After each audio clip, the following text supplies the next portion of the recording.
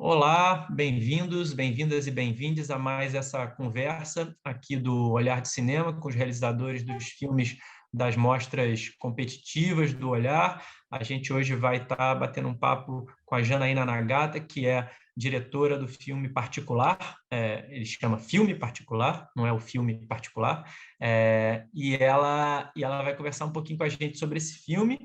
E a gente tem essas conversas com os diretores de quase todos os filmes e na competitiva, mas também nas outras mostras do festival. Então, queria convidar vocês a darem uma procurada, tanto pelas páginas dos filmes no site do festival, do Olhar de Cinema, quanto no YouTube, no canal do YouTube do Olhar. Vocês podem encontrar essas conversas com os diferentes filmes da programação do festival. Então, a gente, sem mais delongas, vamos conversar aqui com a Janaína.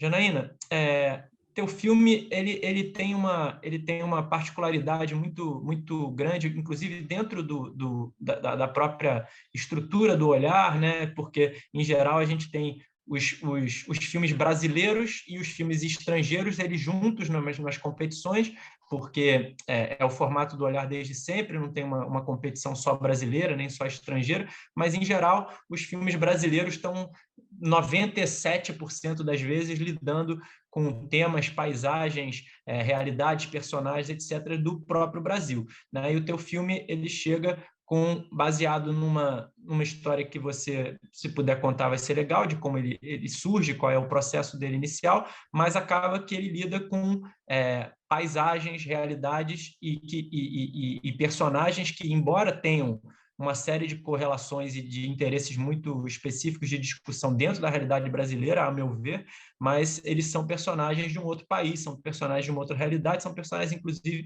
de um outro tempo, né? Pelo menos a princípio, né? Pelo menos no que está ali da própria imagem, embora, claro, que tenha repercussões muito grandes no presente, a gente vai falar disso um pouco também.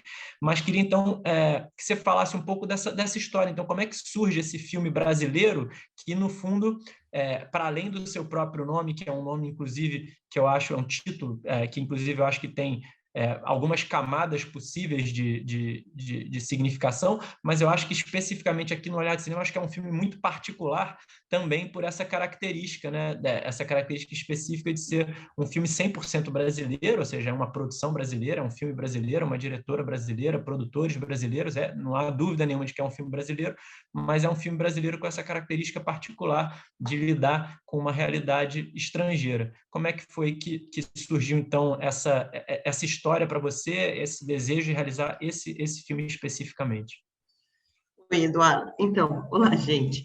É interessante, assim, porque eu acho que o nome diz bastante sobre todo esse processo e por que esse filme tem e não tem a ver com a realidade brasileira. Ele repercute na realidade brasileira, né? Mas é um pouco sobre o olhar estrangeiro, eu diria, assim, de alguma forma. E aí eu acho que é interessante contar um pouco das circunstâncias, da história por trás do filme mesmo, né?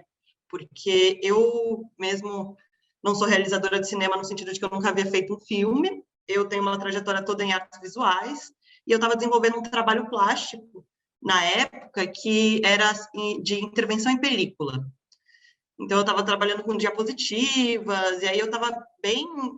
eu gosto de trabalhar com materiais, né? E aí eu estava trabalhando com esse material físico e eu queria intervir fisicamente em películas. E aí eu consegui um projetor em 16 milímetros e estava planejando fazer alguns pequenos filmes de intervenção, em propaganda, em tudo de arquivo que eu encontrasse. Eu queria partir de arquivo e fazer filme de intervenção na película. E aí o que ocorreu foi que eu consegui um projetor em 16 milímetros e, por casualidade, ele não estava funcionando muito bem, eu tive que comprar algumas peças para fazer ele funcionar melhor, e aí eu fui ao Mercado Livre e tinha um carretel que vinha justamente aí do nome, o anúncio, que era carretel mais filme particular. E aí eu falei, bom, vamos nesse, aproveita e tenho mais material. E aí, quando eu lembro que eu tinha montado o projetor na minha casa, justamente, e aí estava com o Júnior, com o Luiz Carlos de Oliveira Júnior, a gente estava conversando, vendo o que a gente tinha, vendo o que eu tinha, de todos os materiais, fazendo uma espécie de noite de projeção. E aí, quando a gente foi colocar aquele filme para projetar, a gente recebeu esse filme em particular, e aí no anúncio estava falando que não existia informação de procedência nem nada, então era um filme completamente anônimo, que veio circunstancialmente, e aí começaram a passar algumas imagens. Ele começa assim com um aviso, cuidado, não ultrapassar perigo, e aí, de repente, tem um carro entrando num safari, e aí começa uma viagem, parece, né? Isso foi o que a gente entendeu na hora. E a gente ficou muito impressionado com aquele filme, quando ele chegou, porque era um filme que parecia dizer muito sobre a realidade brasileira, mas ele claramente não se passava no Brasil, pelo menos aos nossos olhos a gente conseguia entender, era um filme antigo. A princípio, a gente achou que era um filme de família e ficamos assim, a noite inteira conversando sobre aquele filme, falando, ai, meu Deus, o que é isso? Que filme é esse? E aí, a partir de então, para mim, nasceu uma espécie de obsessão em relação àquele material, porque eu não sabia exatamente de onde ele era, não existia nenhuma informação de procedência no anúncio, só que existiam alguns indícios do filme que me permitiam, de certo modo, identificar que tipo de filme. E aí, assim, nesse sentido que eu digo que é sobre um olhar estrangeiro, porque é um olhar estrangeiro sobre o filme, eu não conhecia nada do filme. E aí eu primeiro fiz uma digitalização em casa, provisória, uma telecinagem lá, do jeito que eu conseguia, com uma câmera minha lá, e aí eu comecei a colocar o material na tela do computador, porque daí eu fiz uma versão digital e coloquei na tela. E aí eu fui parando um pouco frame por frame, não frame por frame exatamente, mas eu fui parando de parte a parte para ver quais são os indícios que poderiam me permitir identificar de onde que vinha aquele filme. E aí eu comecei, então, a recolher em placas, em pessoas, em signos diversos, o que aquele, assim, da onde que vinha aquele filme, e aí eu descobri justamente que era um material, mas depois de um tanto de obsessão, assim, não foi uma descoberta exatamente simples, apesar de hoje parecer muito simples, que aí eu descobri que se tratava de um filme rodado na África do Sul. Começou por aí. E aí ele começava, ele já vinha editado, então eu conseguia ver, assim, na película, né, os cortes, de fato, então já dava para ver que não era um filme rodado direto, ele tinha uma edição prévia, e aí ele começava numa viagem de uma família que é uma menina, uma mãe, um pai, um safari, e aí depois eles visitavam algumas vilas e aldeias, uma cidade um pouco maior, que parecia bem turística, depois algumas vilas e aldeias, e de repente ele desembocava num jantar, que as pessoas estavam super bem arrumadas.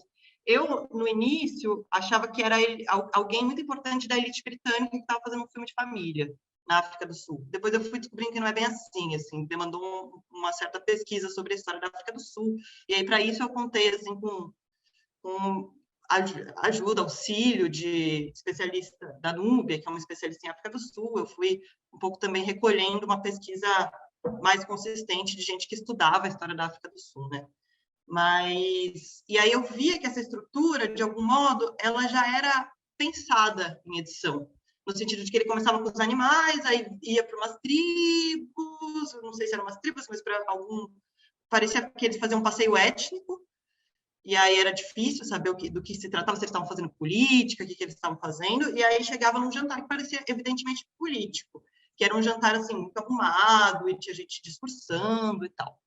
E aí eu fui colocando esse material do meu computador, da versão que eu tinha, e procurando aqueles indícios. E aí surgiu um pouco já o que foi ser o filme depois, porque eu começava a colocar na tela, e aí eu numa obsessão, ficava indo e voltando para algumas partes, eu ficava passando rápido, ralentando, fazendo uma série de operações com alguma imagem de internet do lado que tinha a ver com a minha busca.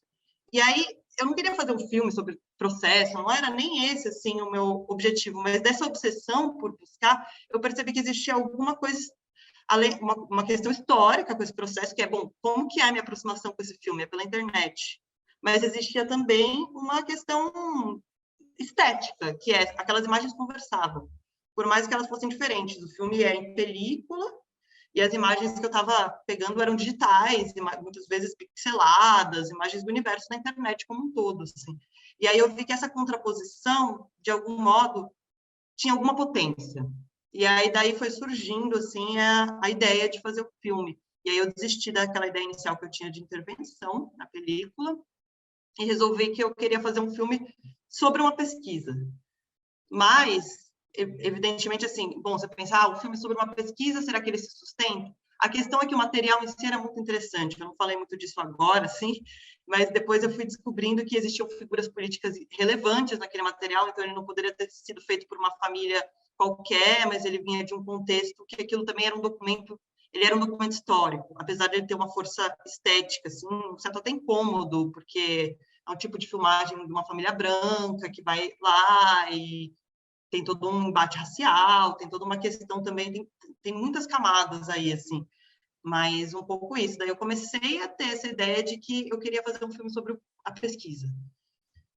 E aí surgiu, então, um modelo, que eu posso apresentar aqui agora, que é um filme que eu resolvo, como eu tinha uma preocupação muito grande em preservar certa integridade material, porque eu tinha partido daí, né, eu queria trabalhar com material, então eu tive uma preocupação de tentar passar o filme inteiro, de início, para que a pessoa visse, inclusive, a montagem, como ele foi montado. Tem partes que podem até ser cansativas, mas eu acho que isso é algo importante, eu sustentei assim, essa decisão, achei que todo mundo falava, não edita, muito cansativo, mas eu acho que eu queria que a pessoa tivesse a experiência de ver o filme todo, e aí depois começa essa pesquisa que vai, de algum modo, ressignificando aquelas imagens através do seu contraste, ou da sua justaposição, da sua repetição, contraste com essas outras imagens que eu vou trazendo. Assim.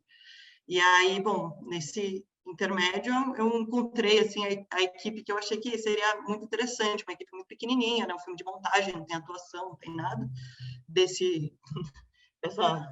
segunda etapa, assim, eu diria. E aí eu falei um pouco depois de ter todas essas ideias, eu falei com o André, ele é historiador e formado em cinema, então ele tinha um pouco assim esse olhar meio duplo para as imagens, de alguém tem formação em história, tem formação em cinema, e aí ele sugeriu a Clara, que é a montadora sem a qual nada estaria em pé, que contribuiu muito, e que estudava cinema de arquivos feitos por mulheres no mestrado. Então foi assim uma junção de equipe muito interessante. E a gente começou daí, depois veio a Júlia e formamos a nossa pequena equipe. E acho que é isso um pouco da apresentação. Acho muito legal, porque tem uma coisa nisso que você conta, que é muito interessante, né, para quem for ver o filme, quem já viu o filme, que é esse filme nascer de um projeto, de um processo artístico eminentemente, desejadamente analógico, né, e ser, no fim das contas, um filme absolutamente totalmente mergulhado no universo digital, né, e nesse universo dessa ideia desse manancial, entre aspas, interminável de conhecimento, ou de imagens, ou de passado, ou de arquivos totalmente caóticos, e das maneiras como se pode navegar dentro disso, né? Então, é um filme que é quase como se o gesto original de chegar a esse material fosse quase o oposto do que ele termina sendo, né? Embora, como você falou, tem uma exploração do material analógico ainda assim no filme, na sua duração e na sua característica mesmo física, mas eu acho que o filme, no fim das contas, ele termina sendo quase o extremo oposto, né, de uma intervenção analógica. É um filme absolutamente dos tempos da imagem digital, né? Então, é muito curioso que o filme tenha feito esse trajeto como desejo, né? como objeto de um reconhecimento. Acho que fala de uma série de coisas, inclusive dessa questão de como o processo artístico ele é misterioso às vezes, né? Ele pode nos levar a resultados que são o absoluto oposto do gesto original que levou a buscar um primeiro material, né? Então, acho isso muito interessante quando você contou essa história de ir percebendo quão distante, num certo sentido, era o gesto original mesmo, e o que o filme vem a ser, né? Até inclusive, pelo que você falou, né? até inclusive o fato de ser um filme, né? no formato em que ele tem e tudo mais. Então, acho isso muito interessante, porque, em geral, se fala muito daquela coisa, né? do risco do real, né? Quando o realizador vai para a rua com a sua câmera, vai fazer o filme, tudo pode mudar, mas um filme como esse, que aparentemente é um filme todo, entre aspas, controlado, né? para um olhar primeiro que bata no material, ele está totalmente sob o risco do real, no sentido de que ele nasce de um impulso totalmente diferente do que o filme vai se tornar. Então, acho que isso está em todo tipo de filme, né? Essa capacidade da arte, do artista, da equipe que se forma ao redor de um artista, como o teu caso aqui, realmente irem encontrando, irem vendo e dizendo, não, agora vai ser outra coisa, agora o que eu comecei a fazer virou outra coisa, e vamos nessa, né? Então, acho que isso é muito legal como exposição da riqueza desse processo, né? Sim, eu acho que sim, com certeza. Eu acho muito interessante o fato de que ele tenha entrado agora no universo digital, porque ele era um rolo perdido no depósito, então ele entrou num outro, ele já deixou de ser um filme material, de certa forma, e entrou já nessa miscelânea de materiais que não dá para encontrar, que assim, você não encontra nada, mas você encontra tudo. E aí também eu estava um pouco com interesse em entender isso, porque eu não fui para a África do Sul. E eu queria expor também como o nosso olhar, no sentido, não expor, mas eu queria explorar esse olhar mediado, que é o olhar pela internet, o olhar de um estrangeiro, né? Eu sou estrangeira, que, sei lá, fiquei pensando num análogo, né? Se alguém encontrasse um material interessante sobre o Brasil da ditadura e fosse completamente estrangeiro, então o que ele encontra na internet sobre isso? E aí tem das coisas mais óbvias até as coisas mais bizarras, e eu queria colocar um pouco isso também, assim, fazer esse contraste de como que a gente vive hoje nesse mundo de internet, como que a gente acaba tendo um olhar completamente, não dá para falar, eu tenho um olhar ingênuo sobre o filme, não, o olhar que eu tenho, ele já é mediado. E aí eu queria... Nesse sentido, você até falou um pouco na questão da montagem, né, do trabalho da Clara como uma coisa definitiva para o que o filme veio a ser, e eu queria talvez te incentivar a falar um pouco mais disso no seguinte sentido. Eu acho que é um filme que busca, né, depois desses 16 minutos iniciais, como você falou, ele busca reproduzir de alguma forma um determinado fluxo de pensamento, né, e de ação ali na tela, que parece um plano sequência, digamos assim, né, numa tela de computador, né, como se alguém passasse ali 1 hora na frente daquela tela realizando uma série de operações no mesmo fluxo de pensamento que uma ideia vai conectando a outra. No entanto, a gente sabe, né, porque é assim que se faz o cinema, em linhas gerais, até mais do que a música, por exemplo, a música com o tempo foi se tornando um pouco diferente, mas ainda hoje em dia é comum algumas pessoas fazem aquela gravação que dizem, não, o legal é que essa gravação aqui é aquela 1 hora da gente tocando ao vivo na hora e tal. Cinema, a gente sabe que essa manipulação da montagem, na maior parte das vezes, ela leva, na verdade, não dias nem semanas, mas muitas vezes meses, né? E muitas vezes são meses para compor essa ideia de um fluxo de pensamento contínuo de 1 hora, né? Então, se pudesse falar um pouco de como foi esse trabalho com a Clara, justamente nessa busca de o material final parecer tão entre aspas, improvisado, porque é bem claro que não é, mas, em suma, ele parece um pouco isso, parece que a gente está acompanhando, de fato, um fluxo de pensamento enquanto ele acontece, e eu imagino quanto de trabalho teve para chegar nesse fluxo de pensamento improvisado. Então, se você pudesse falar um pouco desse processo com mais detalhes, assim, seja dificuldades, caminhos, descobertas, e aonde que isso foi tomando esse rumo que ele acaba tendo. Então, esse é um processo muito, muito longo mesmo, não foram nem meses, acho que foi mais de ano que a gente ficou montando esse filme e tal, e o que aconteceu foi logo que porque inicialmente eu não tinha a ideia de ser um desktop movie, né, um filme que acontece dentro da tela do computador, e aí eu tive essa ideia, inclusive, antes da pandemia, porque eu tenho a impressão de que isso é diferente. Hoje a gente olha diferente para isso, depois de tantas horas que a gente passa no computador, nos últimos 2 anos. Tal. Mas eu me lembro de apresentar, eu assim, não sei montar muito, eu tenho a minha experiência da faculdade, que eu aprendi a mexer com ferramentas muito básicas, e aí eu me lembro depois de assim, fazer muita pesquisa e tal, e ficar com a tela dupla do computador lá, falando, eu acho que eu quero que seja isso, filme. E aí eu fiz uma versão muito primária, né, muito com as ferramentas que eu tenho de edição, que são muito poucas, e apresentei para a Clara e para o Manfrim. E aí a primeira coisa que a gente discutiu, e acho que uma decisão que ela não foi quebrada de nenhuma forma, eu falei, eu quero fazer um plano sequência. E aí isso deu um pepino para a Clara, porque gravar o desktop movie, fazer um plano sequência, assim, é uma loucura, principalmente porque, como a gente fez em muitas camadas, tem pesquisa que a gente fez lá, no início de 2019, e a gente teve que manter, porque se a gente pesquisasse um dia depois, ela ia ter mudado, a internet muda muito, né? E aí a gente teve essa questão, assim, de tentar ao máximo, e tinha que ser uma pessoa muito metódica, muito organizada e muito paciente, o que eu acho que a Clara foi, e realmente, assim, no final, como foram muitos estágios, A gente fez o roteiro, entre aspas, muito junto, né? Na verdade, a gente fez junto, estamos lá junto, porque a gente foi... E aí, assim, eu dei muita dor de cabeça para a Clara com esse negócio de plano sequência, mas era um dos... Eu tinha algumas...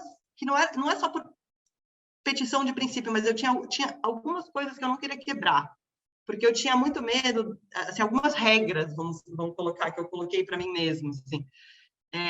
Parece até um pouco antiquado falar de regra para produzir, né? Mas, assim, eu achava que eu tinha que ter alguns princípios para que o filme não se tornasse tudo.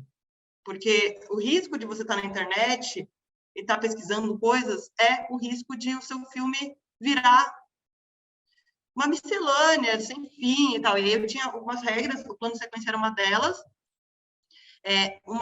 E aí, bom, uma segunda regra era não buscar nada que não tivesse na imagem do filme.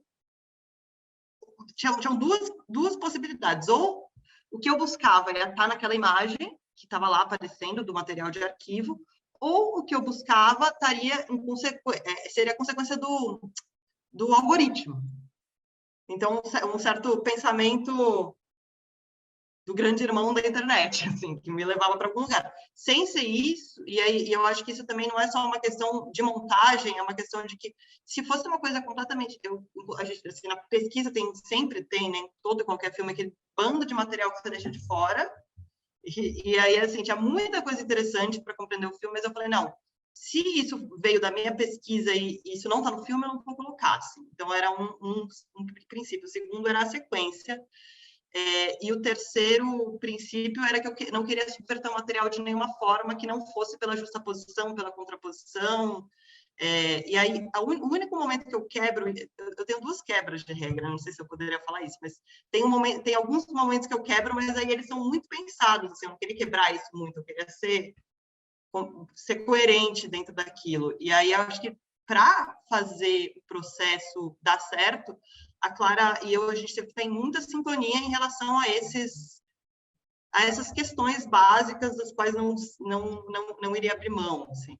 E aí foi isso, e ela, com o olhar dela também, pesquisou muito, também trouxe muita coisa e foi acontecendo, assim. Mas é um caos, porque você grava uma coisa no desktop, aí a seta está num lugar. Aí se a seta pular, já acabou com a sua ideia inicial. Então, assim, eu acho que nesse sentido, a Clara foi uma das pessoas que certamente mais trabalhou, e trabalhou assim de uma forma muito metódica, que deu muito certo. Nossa, tecnicamente, eu particularmente, que tecnologicamente sou bem ignorante, eu não consigo nem imaginar. Só de você falar alguma dessas coisas, eu fiquei imaginando aqui os desafios dessas capturas e principalmente para conseguir recriar ao longo de um trabalho tão longo essa sensação de fluidez que o filme acaba tendo, desse pensamento em processo, né? Então, pô, muito, muito interessante de te ouvir. E tem algumas partes porque tem algumas partes que estão meio que desde o início, que foram as primeiras pesquisas, e algumas partes que a gente só colocou no último corte, assim, que foram descobertas que foi acontecendo, que foram chegando de maneiras completas. Porque tem uma coisa que, assim, eu estava obcecada com todos os personagens do filme. E aí é até interessante de dizer, é a família, né? O pai, a mãe, a menina, e aí tem uma série de pessoas que vão aparecendo e fazem aparições mais pontuais ou menos pontuais, inclusive, acho que até posso falar aqui, que eu acho que é interessante, o primeiro-ministro da África do Sul, conhecido como criador do apartheid, e, enfim, uma outra figura que é muito interessante, que é uma espécie de curandeiro, né? Eles chamam de Nyanga, e aí essas pessoas a gente foi descobrindo o primeiro-ministro mais fácil de descobrir, evidentemente, mas às vezes eu pesquisava essas pessoas e eu não encontrava nenhuma pista. E aí, como a internet muda, conforme o conteúdo vai também se acumulando, você vai encontrando novas informações. Então, elas mudaram desde o início do processo até o final. E aí, a parte desse curandeiro, que é o Nyanga, eu acho que é até muito interessante dizer isso como uma espécie de curiosidade, mas eu acho que dá para contar, assim, que é que a gente estava tentando fazer reconhecimento facial em algumas figuras, né?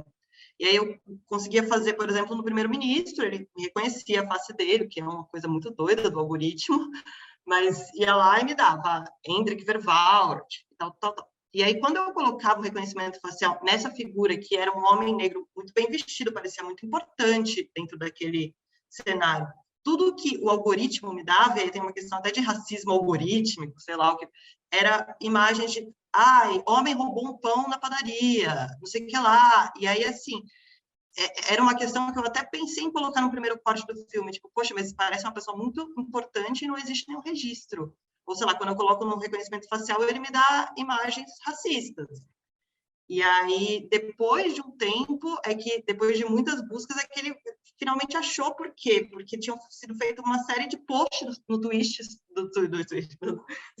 sobre essa figura, e aí ela começou a aparecer nesse repositório que é a internet. Então, ela foi reconhecida posteriormente, assim. Incrível. E acho muito interessante, tem duas coisas um pouco já encaminhando para o final o nosso papo aqui, mas eu acho que, especialmente nesse ano, quando a gente viu o teu filme, estava aqui analisando, né, os filmes todos que a gente tinha para escolher, para pensar, acontece uma coincidência muito produtiva, eu acho, duas até, né? Uma que a gente tem algum bom número de filmes que, de alguma maneira, trabalham com essa ideia de arquivo e de como repensar essa ideia de arquivo e das potencialidades do arquivo, né? Eu acho que o teu filme trabalha isso de várias maneiras, eu acho que tem aí tem pelo menos algumas camadas de interesse aí, né? O interesse, acho até nesse sentido você terem deixado a duração e a integridade do arquivo original muito interessante, porque tem um primeiro dado que é tudo aquilo que o arquivo revela e resgata e registra, mesmo independente da vontade de quem o esteja produzindo, né? Acho que isso é uma primeira camada, mas acho que tem outras camadas como essa do poder da montagem, do poder do cinema, que vocês revelam de uma maneira bem marcante, de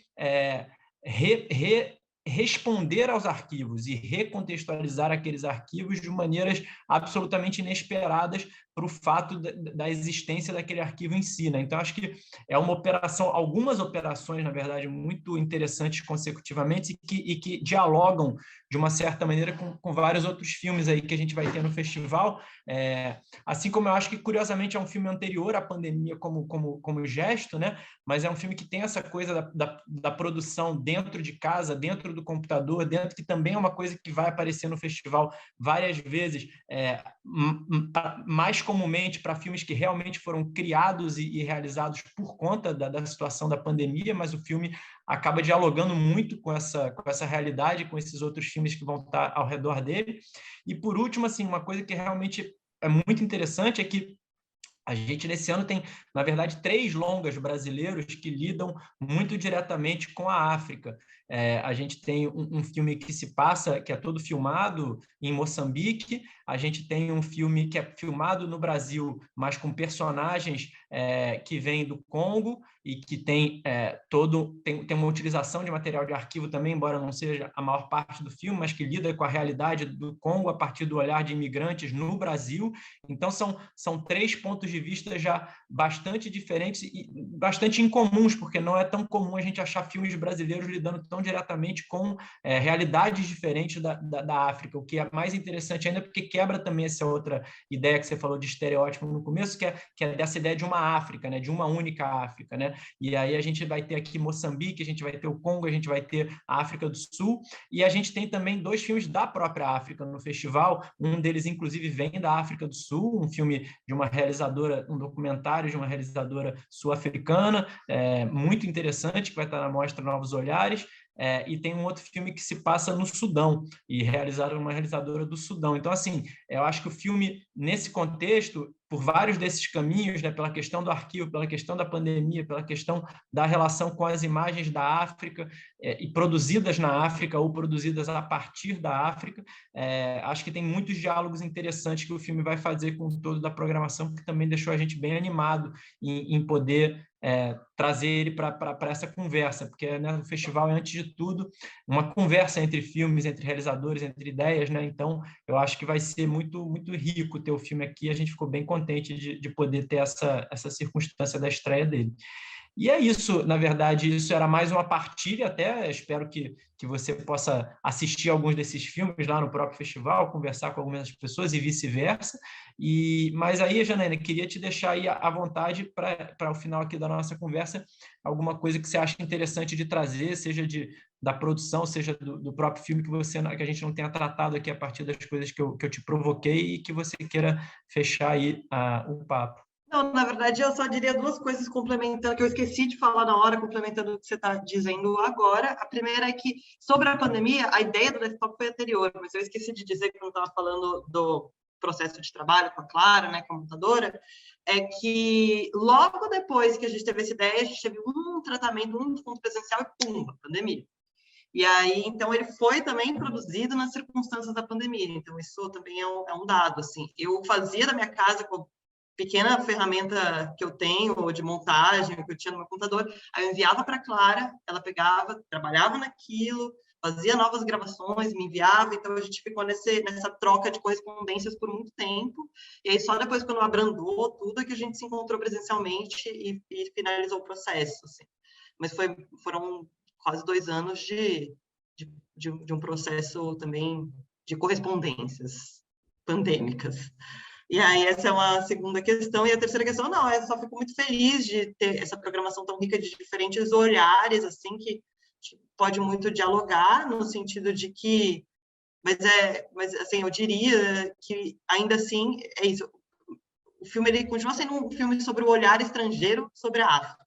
Mas eu não queria só reproduzir o olhar estrangeiro, não sei, daí é uma questão de saber se... Mas porque eu sou uma mulher que estou no Brasil, de fora, eu pego muita imagem, isso também eu acho que eu queria dizer também, muita imagem que estrangeiros fazem turísticas sobre aquele lugar, que é um pouco também sobre a criação desse tipo de estereótipo, sabe? E de como ele circula. Então, de algum modo, é isso, eu sou uma mulher branca que estou aqui trabalhando à distância e é um olhar mediado, mas eu tento problematizar de alguma forma esse olhar mediado.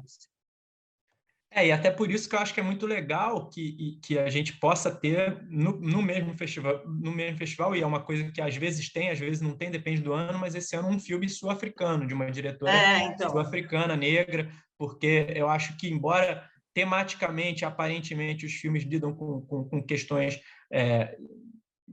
distantes de alguma maneira, por outra forma, o contexto com o qual o caldo onde eles estão inseridos no sentido cultural e no sentido social é muito próximo, porque é isso, né? São visões a partir da realidade sul-africana, mas é muito interessante poder ter o olhar estrangeiro ao lado do olhar local, né? Então, acho que também foi uma coincidência que deixou a gente muito feliz de poder esse ano ter esse filme sul-africano nas mostras do olhar, para a gente poder ter o cotejo entre essas duas coisas, né? Sim. E você falou em correspondência na realização, e vale dizer, eu não mencionei nominalmente como esses outros, mas o filme que vai abrir o festival, na verdade, nesse ano, é um filme realizado literalmente de vídeos de correspondência entre duas realizadoras brasileiras, uma no Brasil, uma fora do Brasil, realizando videocartas entre as duas e tal. Então, assim, mais uma camada aí de similaridade, diálogos, contatos, mas mesmo que no seu filme, pela própria forma, isso não fique claro, né, como um processo, mas é interessante como dialoga de alguma maneira também com esses projetos que foram sendo feitos nessa condição da pandemia, né? Essa ideia do trabalho à distância e do trabalho, cada um do seu canto, realizando uma parte e trocando, né? Então, isso é muito interessante, que acho que é uma coisa que vai estar no festival também com muita força, assim.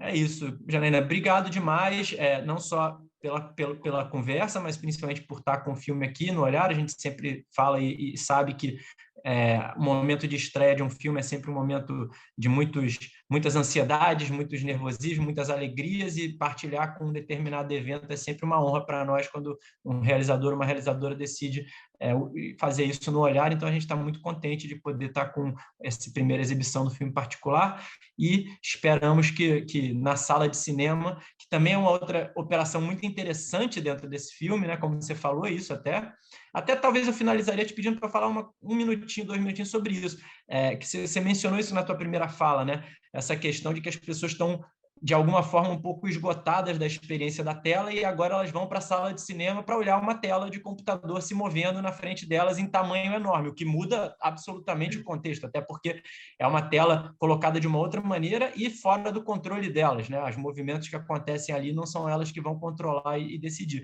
Mas você acha que isso pode gerar aí um curto-circuito interessante que seria diferente do que, por exemplo, esse filme vir ao mundo com a mesma forma que ele tem, se isso fosse possível, fora de um contexto pré-pandêmico, digamos? Eu acho que é um círculo vicioso, né? A gente viu coisas online, tudo na tela do computador, a gente vai para o cinema e vai ter coisas na tela do cinema. Mas existiam duas coisas assim, sobre isso que eu acho que podem ser interessantes. A primeira delas é que eu fiz esse teste de projetar, óbvio que não no cinema, mas projetar o filme, e ele muda completamente quando a escala muda, porque você não tem... Porque, assim, quando você vê na tela do seu computador, você fica querendo mexer, você fica querendo controlar, e não dá, assim. E quando você vê na tela do cinema, pelo fato até das imagens elas terem, foi algo que eu nem falei muito, mas elas terem um aspecto sedutor do próprio material, você fica mais, assim, imerso. Então, tem mais uma experiência de imersão. E eu acho que isso vai ser muito legal de ver uma tela no cinema. Você muda a proporção, você já muda tudo, assim. E a segunda questão é que talvez porque tem uma coisa que as pessoas me falaram nessa troca, né? Não dá para saber nunca como as pessoas vão reagir, mas essa troca que você vai mandando para um amigo, aí ele vê, e aí todo mundo ficava muito angustiado de não poder mexer. Por que você não procurou tal coisa? Por que você não fez isso? Por que você não fez aquilo? Mas, e aí, quem que é essa pessoa por trás? Essa pessoa anônima que não fala, não tem voz, e está lá controlando tudo. E aí eu acho que, eu espero muito, assim, eu acho que esse momento no Olhar vai ser muito legal para ver como vai ser essa reação dentro de um outro ambiente que não é a sua tela do computador. Eu estou muito ansiosa para isso.